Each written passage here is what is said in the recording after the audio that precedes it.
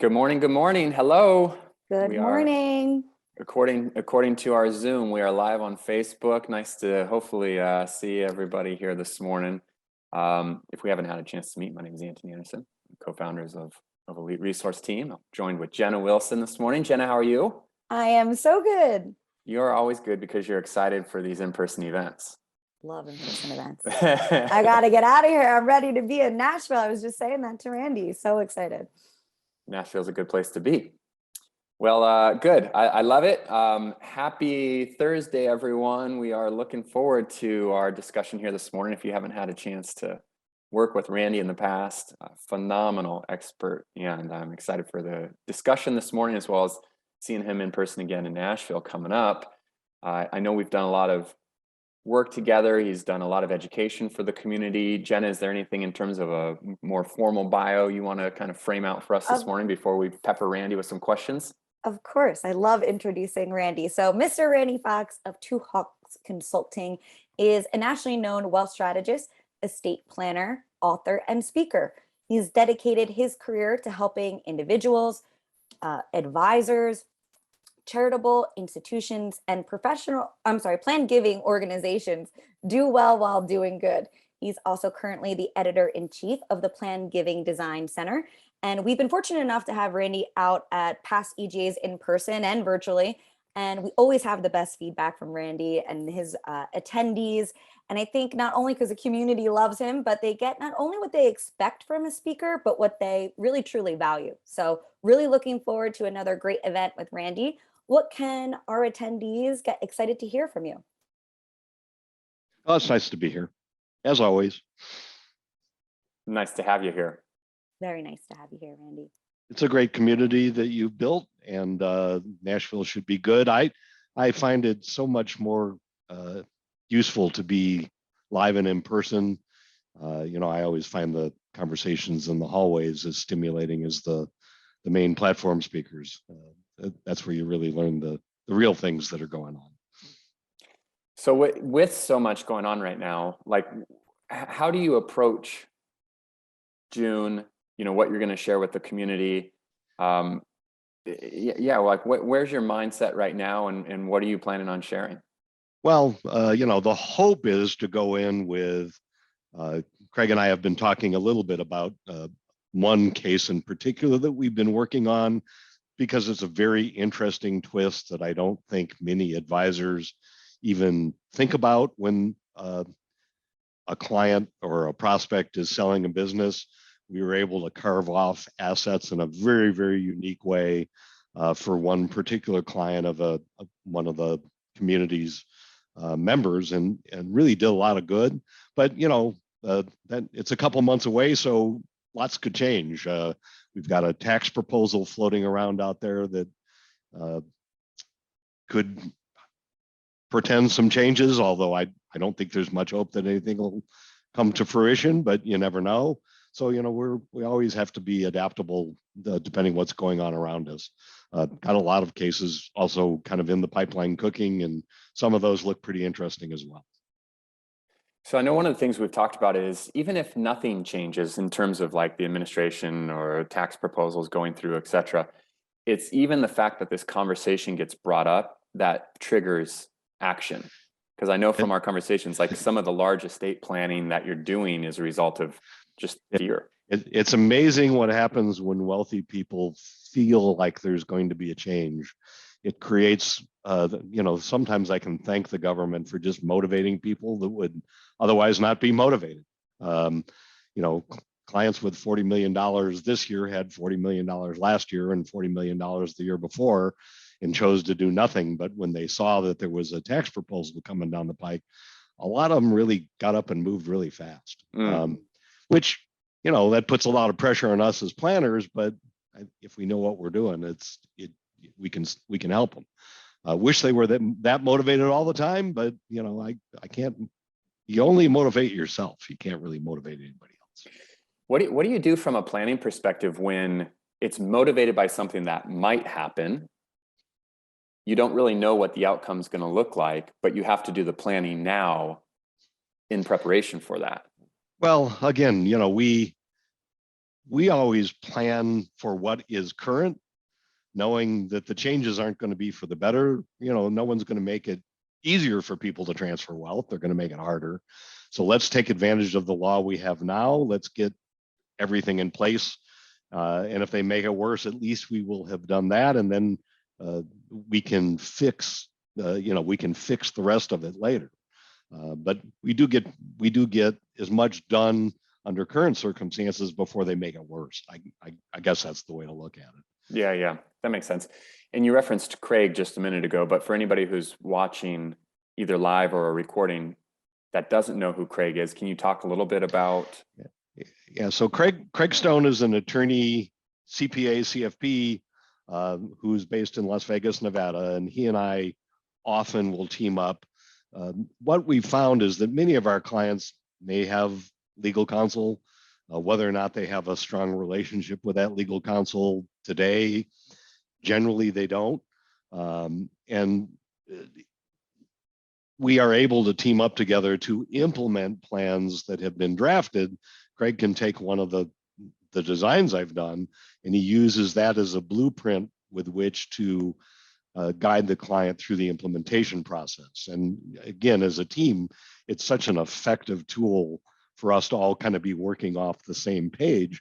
And if you've ever seen Craig work with your clients, you know that he's just masterful at being patient, answering their questions, and making sure that all the I's get dotted and all the T's get crossed, and all the trusts get funded, and all of the appraisals get done, and all of the things that just often kind of are unfinished business.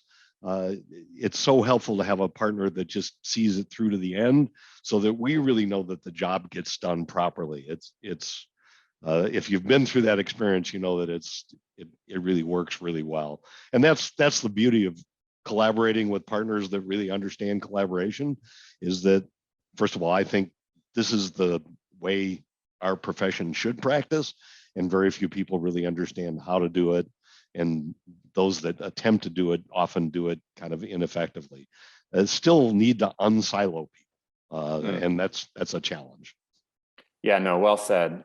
Let's run with that for a second. Especially, I love the concept of silos.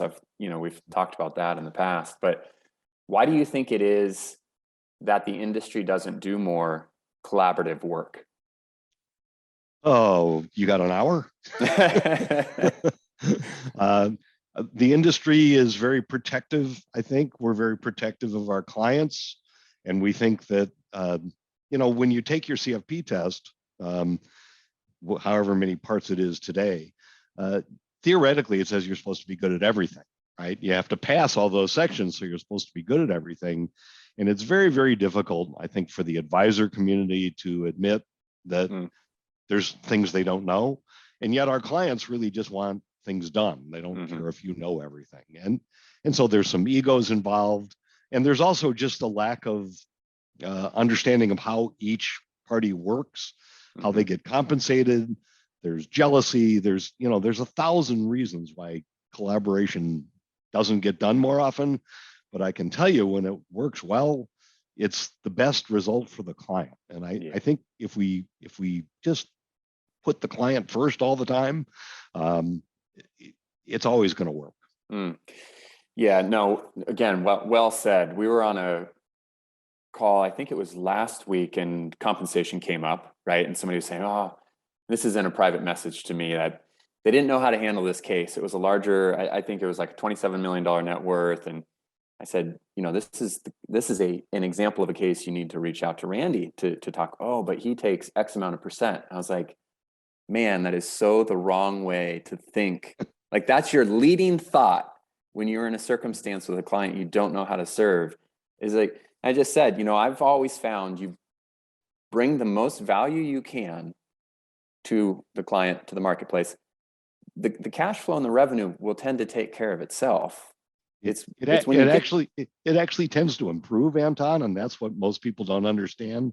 Is if you really plan for a client well, and all of the pieces are put in place well, instead of trying to make that one-off pallet sale of something, or to get some assets under management or to put a life insurance policy in place.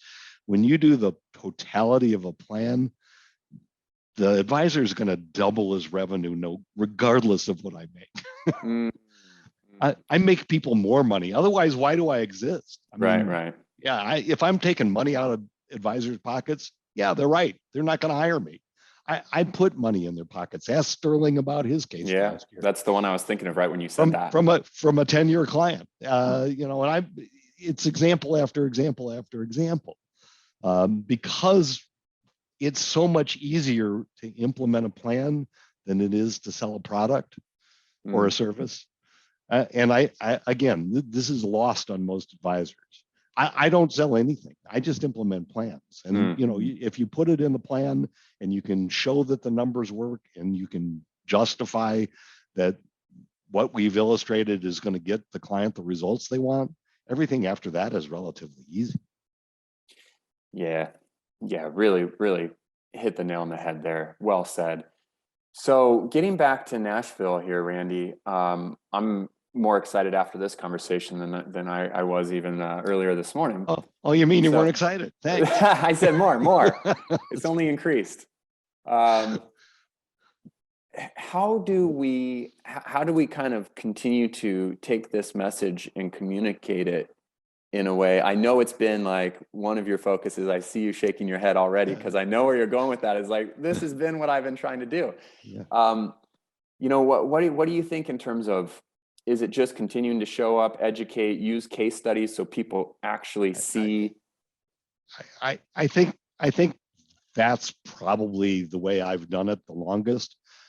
You have to believe internally, and again, it's an educational process. You have to believe internally. You have to have an abundance mentality. Yeah. You have to think there's plenty for everybody, and you have to be willing to put your ego aside.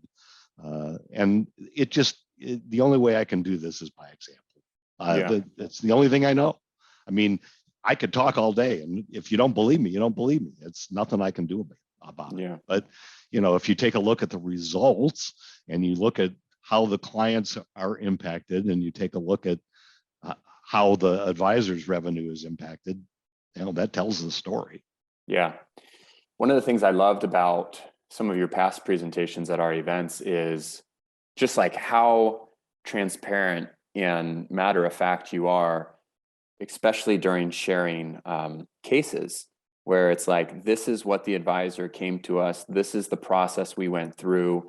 Here was some of the hard things we ran into with the client, and here's how we overcame them. These are the actual numbers that we ended up saving.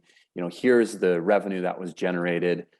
So it's just kind of completely transparent and all laid out. Do you plan on doing that again in June?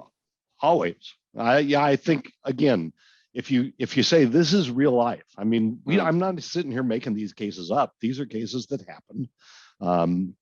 So they tend to work. And I think that the truth is what everybody wants to see. Yeah. And if we're lying, then no one should bring me any cases. Well, that's what I like about, our past discussions. We've had the advisor up there with you, and sometimes with Craig as well. And it's like, it was the advisor's client, or, maybe a CPA is involved. And so they're explaining it from their perspective, and you're kind of explaining from your perspective on where they handed the baton onto the advanced planners, we'll call it. Well, yeah, and again, if you're thinking about the last case, it was a client for 10 years. Yeah. It wasn't just, hey, I found this guy, I'm turning him over to you. This is someone the advisor had been working with the client for 10 years and had been able to get him to do, give him $500,000 to invest of his $30 million. I mean, and it's an entirely different circumstance today. It's entirely different relationship today. Work is ongoing. We're still doing ongoing work for that same client because we never quit on these people. Because there's always something else. Yeah. There's always more going on. Yeah.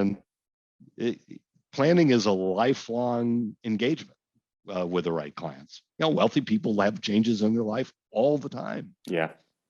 Yeah, Can't just ignore it. Yeah, and when you explain it like that, it makes sense why you do have an abundance mentality. You know, because the planning opportunities, even from that one client that you're referencing, are ongoing. And then you look at, oh, are there siblings? Are there children? Are there, you know, what other planning goes we from have there? We have a call today with the controller of the family business to just catch up with him, but also there's 4 or 5 other siblings or grand siblings or whatever that are all shareholders in this 6th-generation family business. Wow. That all are in similar circumstances to this. Yeah. I bet they don't have good planning. Yeah. Yeah. I bet they don't. You know, I'm sure you're right. I'm sure you're right. For the reasons probably that you mentioned earlier about collaboration, as good as it sounds and as nice of a tag word as it is, it's not what's typically done. Now there's some cooperation done, very, very little collaboration. And there's a vast difference in those 2 words. Good. All right, Jenna, I don't know. How are we doing on time? What do we? Yeah, I think we got everyone pumped up to see Randy. So I think we achieved our goal here today, because if I were you, I'd come out and brush shoulders with Randy, because he really knows what he's talking about. And I think a lot of people could benefit from seeing him speak. So if you haven't purchased your ticket yet, you can go to elitegrowthacademy.com. It is June 23rd and 24th. And there's still some seats available. So really looking forward to it. Thank you so much, Randy, for being here with us today. Always fun to be with you guys. Hi, Randy, we appreciate you. We appreciate all your expertise, your transparency, you know, everything you're doing for the community. It's a joy. I love doing this stuff. It shows. It shows. Good Bring stuff. it on. Bring it on. All right. Well, we will see you in person soon. Yeah. Jenna, awesome. Thanks so much. And everybody, hopefully see you in person as well for the Elite Growth Academy in Nashville.